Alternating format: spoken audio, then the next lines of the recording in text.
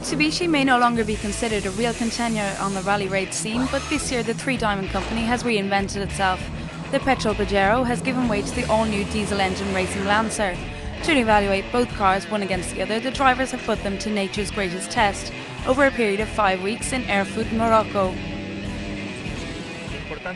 The important thing is the reliability of the car, of the whole package.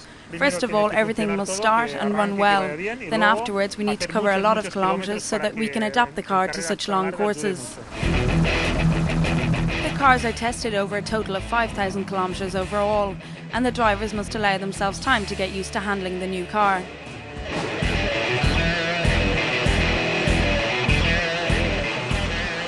Grosse nouveauté, c'est que donc on a un moteur diesel. The main change is that we now have a diesel engine, so you hear the engine a lot less, which is an advantage over the longer stages. That way you don't feel like your head's been through a blender.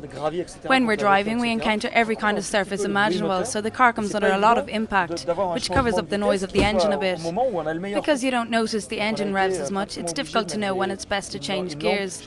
So we've had to install a light, something which we didn't have beforehand, because we could tell by the noise. We just had a meter which indicated when it was best to change gear in order to maintain maximum power.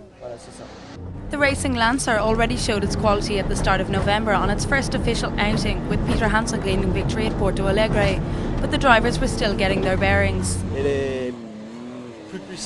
She's more powerful than the older model, which is going to be good on the tougher and sandier terrain.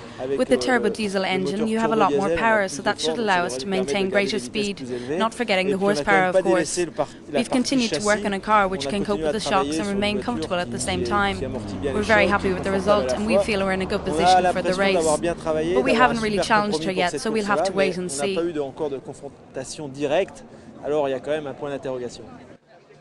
With drivers like Peter Hansel, Alphon and Matsuoka, Mitsubishi will be hoping to make an impact with their new gem on this year's Dakar.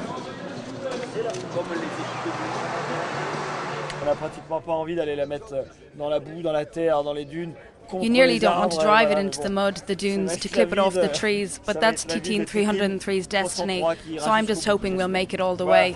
Action, action, action, action, action.